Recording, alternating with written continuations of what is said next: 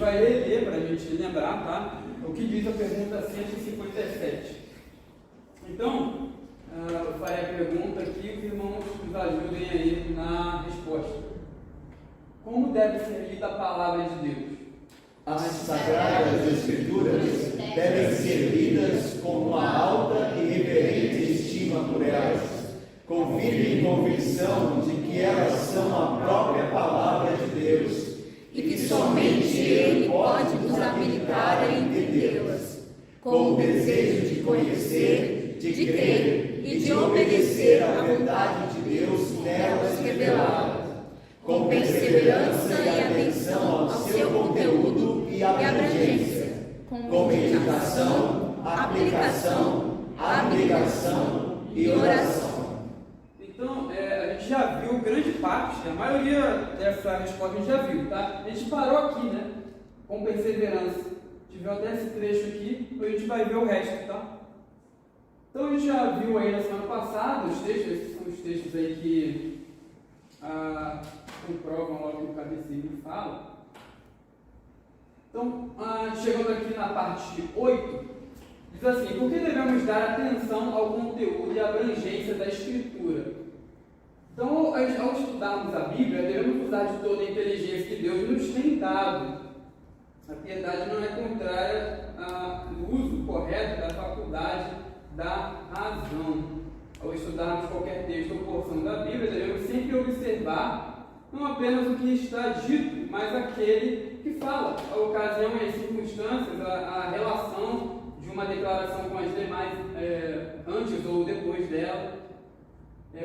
Prestar atenção a capítulos e livros como um todo. Então, é interessante aqui, né, que ele fala que ao lermos ou ao estudarmos a Bíblia, nós devemos usar a inteligência que Deus nos tem dado. A piedade não é contrária ao uso da faculdade, né, da razão. Então, tem gente que pensa que por causa da iluminação de Deus, a gente vai ver isso em outra pergunta mais para frente, mas tem gente que pensa que por causa da iluminação que Deus traz, a gente não deve usar, no caso, a inteligência que Deus nos deu.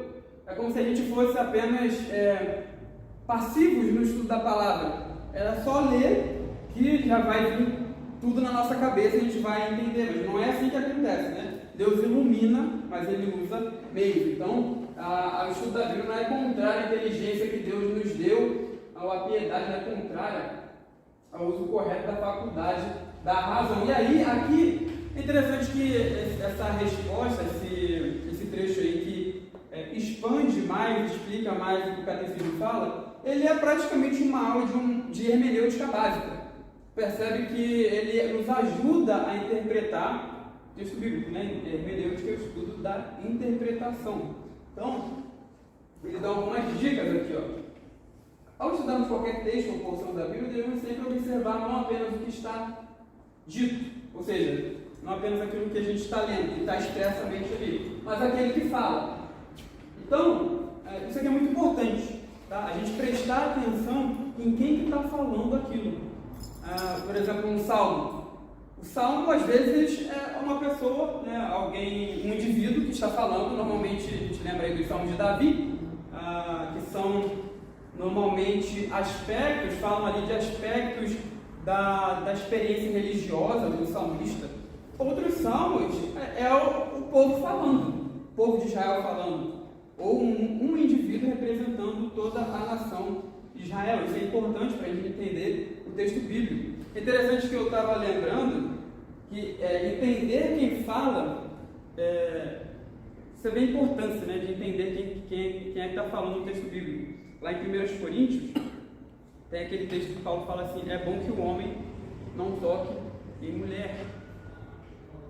É Paulo que está ensinando isso, essa expressão, né? Não toque em mulher, a ideia de ter relação, né, sexual.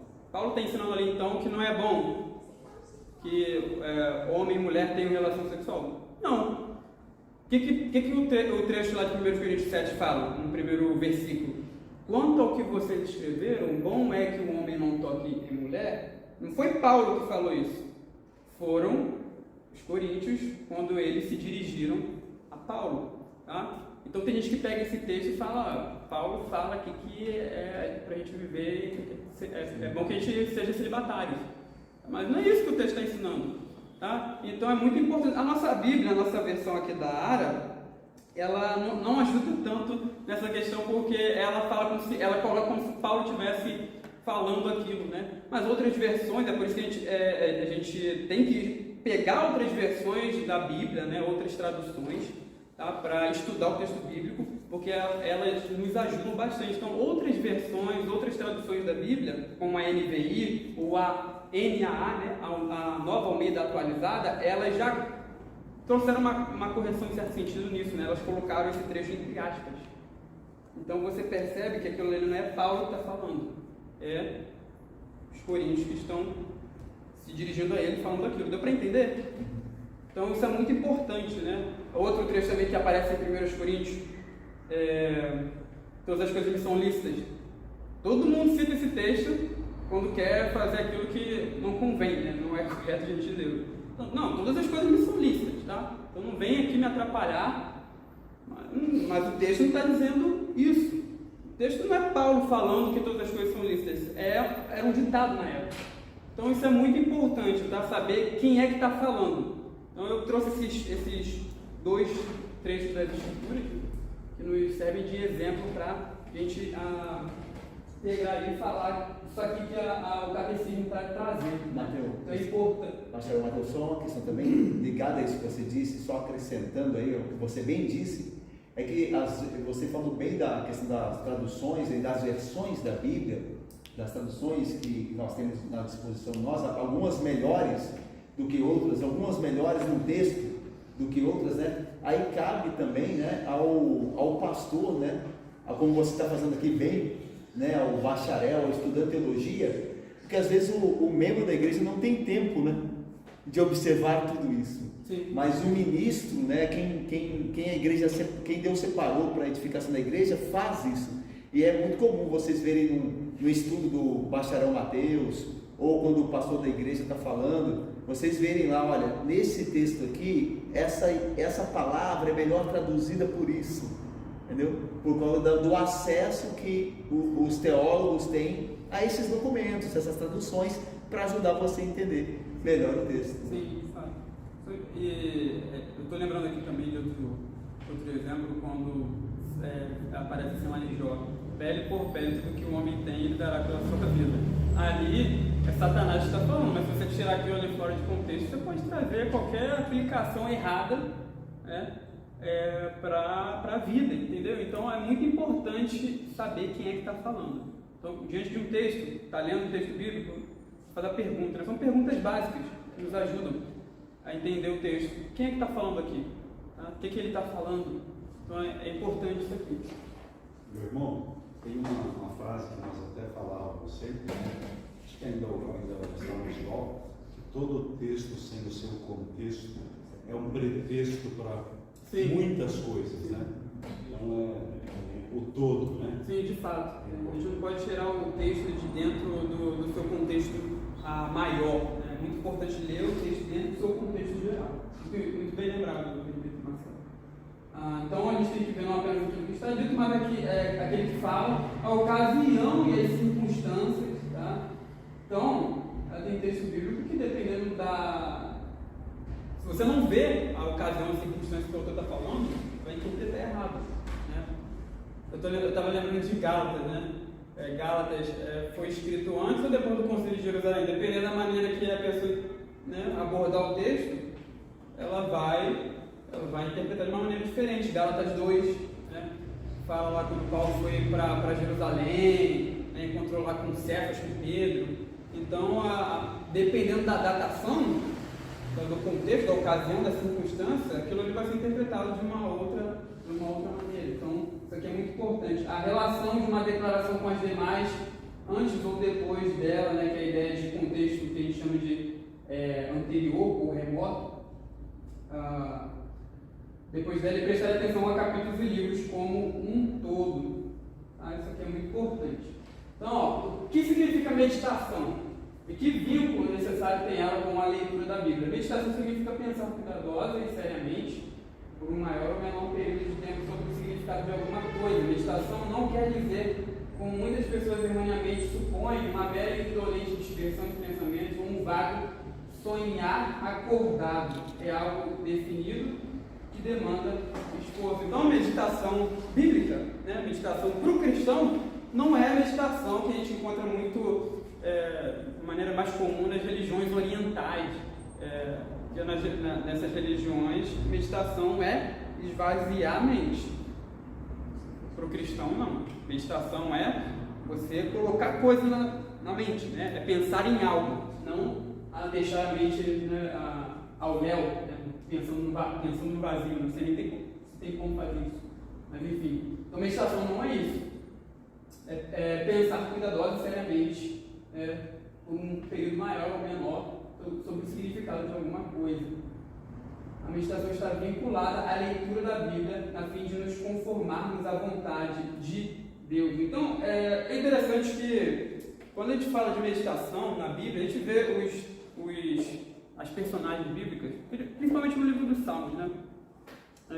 Os salmistas falando, meditarei nas tuas obras, ou no glorioso esplendor da sua majestade. Então, algumas vezes, os israelitas, os salmistas, por exemplo, eles meditavam naquilo que o Senhor faz, tá?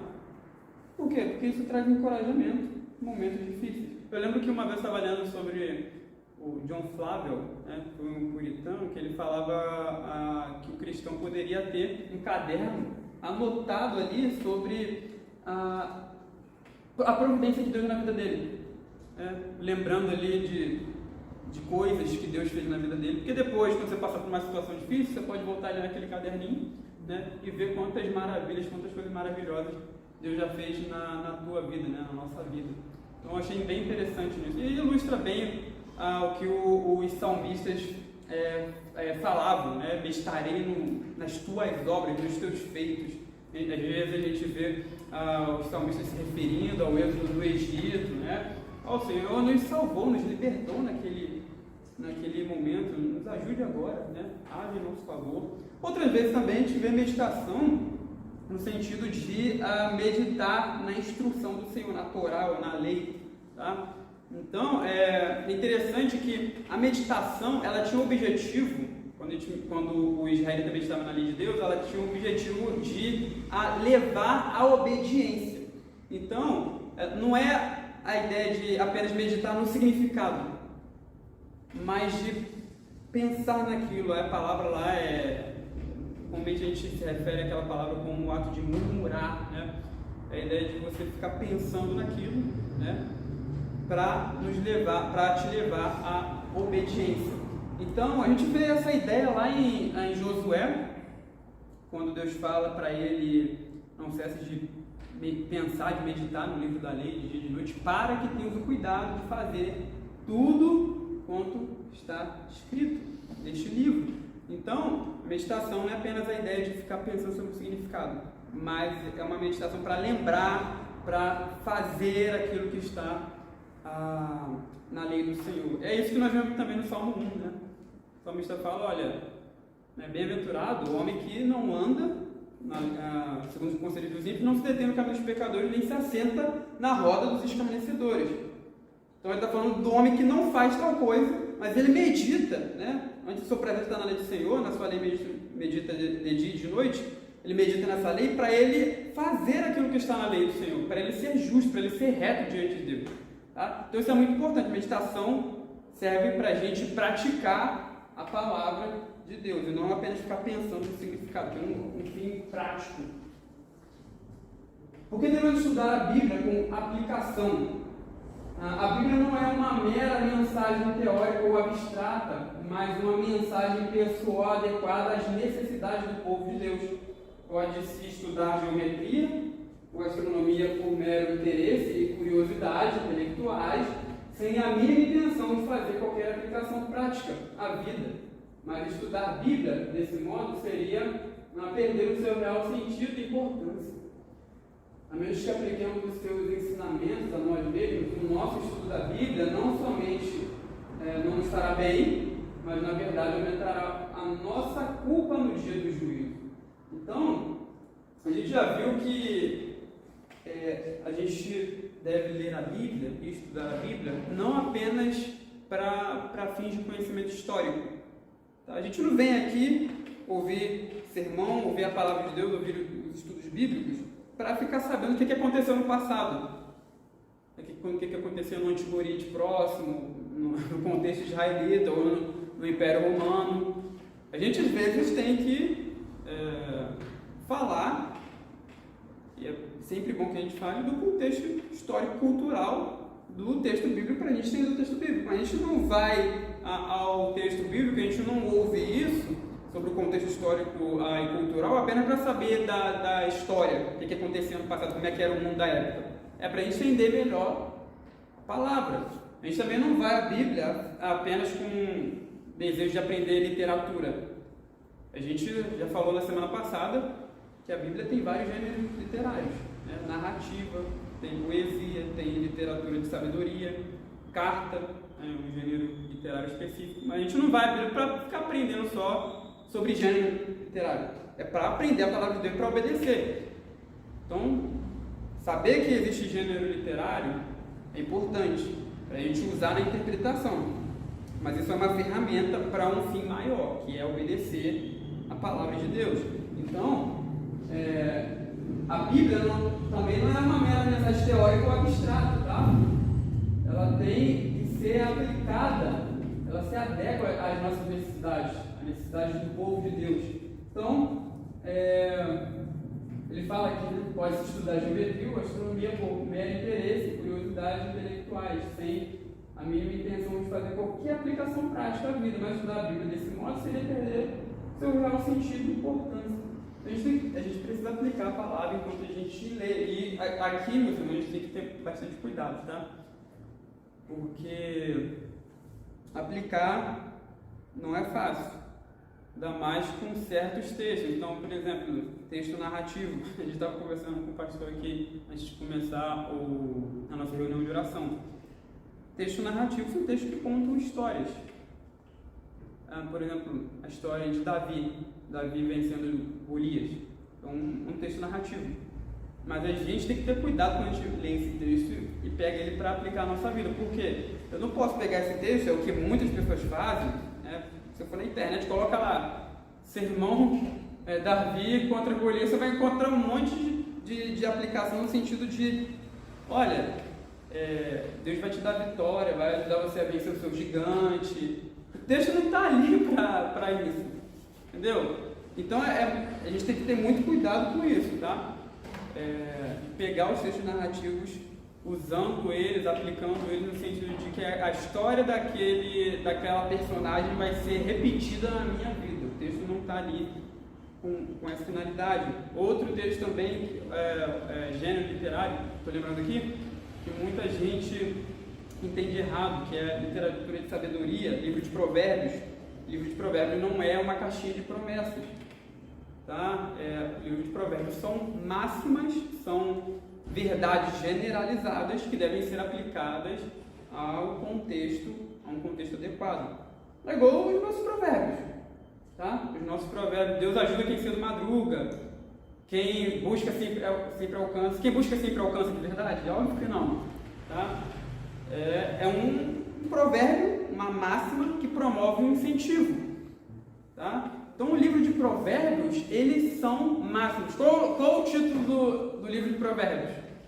Provérbios, né? Não é promessa, tá? Então, isso aqui é muito importante. Eu lembro que o reverendo Weber Júnior, ele conta isso no livro dele, Tomando Decisões Segundo a Vontade de Deus, que ele fala sobre, ele estava meio preocupado, né, sobre ele não ter uma esposa, né, e ele vai no livro de Provérbios, ele lê lá, né, caso os bens vêm como herança dos pais, mas a esposa prudente do Senhor. Aí ele tranquilizou o coração.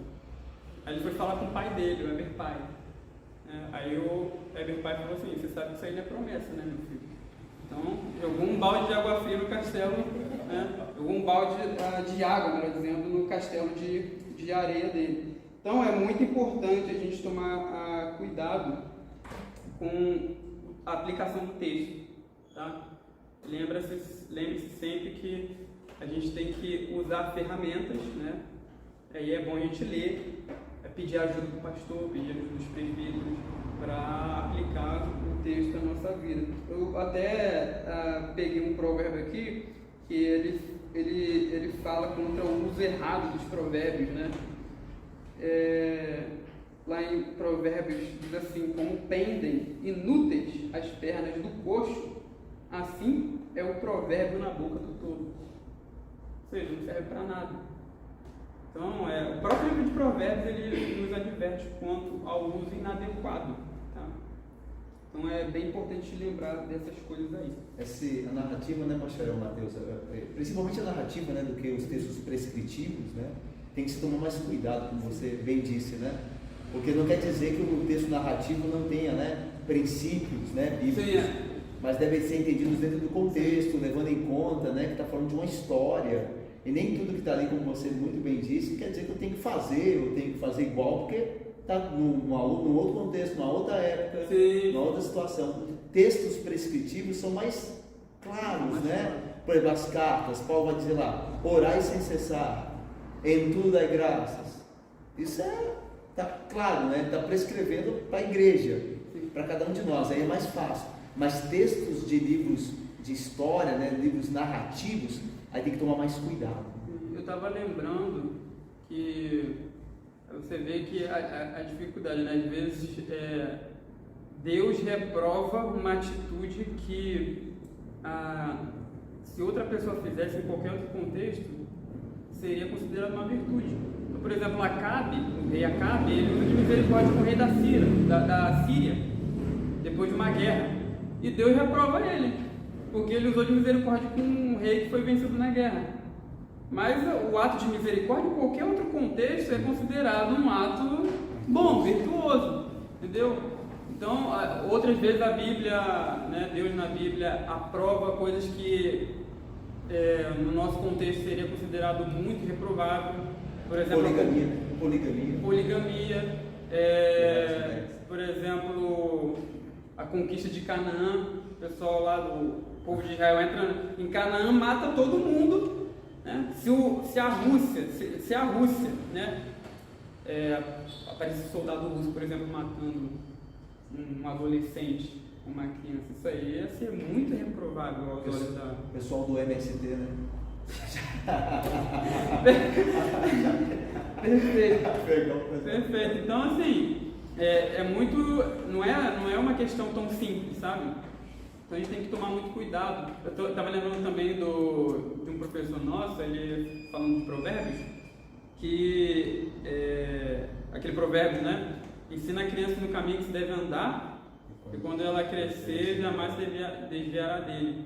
E tem gente que usa isso como promessa. O que você vai falar para a mãe que criou o filho no caminho do Senhor e depois o filho está perdido aí nas drogas? O que você vai falar para ela? Aquilo ali não é uma promessa, tá? Então tem que tomar muito cuidado, meus irmãos, com o gênero literário, né, com o texto que a gente está lendo. Então, aplicação, se você for aplicar o texto, ora bastante, usa as ferramentas que Deus nos concedeu, os livros que Ele nos concedeu, pede ajuda às pessoas mais capacitadas, isso é muito importante.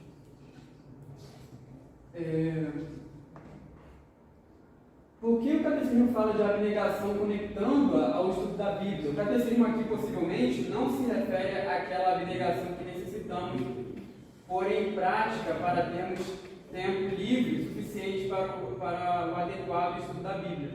A referência bíblica citada indica que o sentido é o de que temos de negar a nós mesmos e abrir mão das nossas inclinações, preferências e ideias especiais e aceitarmos o ensinamento da palavra de Deus como nosso padrão de fé e de vida. Temos de aceitar todos os ensinamentos da Bíblia, não apenas aqueles que se nos parecem razoáveis, desejáveis ou úteis. Devemos negar a nós mesmos, abrindo mão da nossa razão como o nosso padrão supremo de verdade e nos tornarmos como criancinhas aceitando a palavra de Deus pela autoridade de Deus. Então a abnegação aqui, a ideia está bem clara aí, de aprender a ouvir a voz de Deus, né? se sujeitar àquilo que Deus falou na sua palavra e abrir mão da nossa vontade. Isso não é fácil. Às vezes a Bíblia fala de coisas que vão diretamente contra os nossos desejos, contra as nossas práticas. Então o crente ele tem que ter uma vida abnegada. É o que Jesus fala, para negar a si mesmo. Tá? E a gente vê às vezes pessoas deixando de seguir a Jesus porque acham o discurso dele duro. E a Bíblia tem partes que são duras, vão diretamente contra os nossos desejos, revelam as intenções do nosso coração, né? São verdadeiros, como outros dizem, né? Tapas na nossa cara. Então a gente tem que fazer uma leitura bíblica, mas com o coração bem abnegado, e claro, pedindo a ajuda de Deus para isso, porque a gente sabe como é o nosso coração orgulhoso. É difícil da gente abrir mão da nossa vontade para se sujeitar à vontade de Deus. Qual o lugar da oração no estudo da Bíblia? A oração ocupa claramente um lugar importante no estudo da Bíblia. Esse verdadeiro entendimento da Bíblia depende da iluminação interior do Espírito Santo. Segue-se que temos de orar pela continuação e crescimento dessa obra iluminadora em nossos corações e mentes. No entanto, o lugar da oração no estudo da Bíblia tem sido algumas vezes tristemente mal compreendido. A oração não substitui as ferramentas necessárias para entender o texto bíblico, por exemplo, dicionários, comentários, etc., nem quaisquer outros livros de referência. É preferível orar para que o Espírito Santo venha nos abençoar e nos guiar à pura verdade pelo nosso uso diligente dos melhores recursos disponíveis. Se a interpretação for mesmo verdadeira, seremos capazes de apresentar razões substanciais por que é verdadeira e por que outras interpretações são falsas. Então a ideia é clara, né, que a iluminação do Espírito Santo ela não substitui os meios que Deus nos concedeu para entendermos a Bíblia. Que meios são esses? Pessoas para nos ajudar, comentários, que são outras pessoas que escreveram comentando o texto bíblico, e outras coisas, né? São várias aí, regras de hermenêutica, que foi o que a gente falou aqui hoje, regras de interpretação. Então tudo isso são ferramentas que Deus nos concedeu para a gente entender a Bíblia. Então a oração ela tem que ser feita combinando com esses meios que Deus nos concedeu, tá? A gente não pode achar que é só orar e ficar esperando Deus nos trazer iluminação para entender o texto sem o uso de outros meios necessários, que foram meios que Ele mesmo nos concedeu, né? Então Deus faz uso também da razão para a gente entender a sua palavra. Então isso é muito importante. Alguém tem alguma pergunta sobre isso que a gente falou hoje? Alguma colocação? Pois na Bíblia de Estudo ajuda bastante, tá? A Bíblia de Genebra, tem a Bíblia arqueológica, né? Bem interessante. Herança reformada. Então, são Bíblias comentadas, né? São Bíblias comentadas. É só um perigo que uma vez um professor meu me alertou. Ele disse que a Bíblia de Estudo é importante, boa, mas não tratar as notas de rodapé como inspiradas, né? São apenas comentários, né? Podem estar certos, podem estar errados, né? O que não erra é o texto. Sim, tomar cuidado com isso, né? O comentário não faz parte do texto bíblico, inspirado por Deus. Isso já aconteceu comigo uma vez, eu estava lendo o 2 Samuel, e na leitura que eu estava fazendo, e o comentário da Bíblia que eu faço uso estava meio contrário com o comentário da sua pregação. E eu achei que fazia mais sentido realmente o comentário da sua pregação do que a da... Você que ia falar que fazia mais sentido.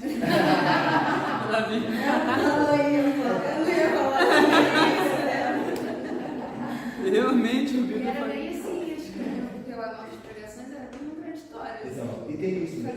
Se você for pegar, por exemplo, quer ver textos como John MacArthur, tem uma Bíblia de estudo do John MacArthur Jr., que é um pastor batista reformado.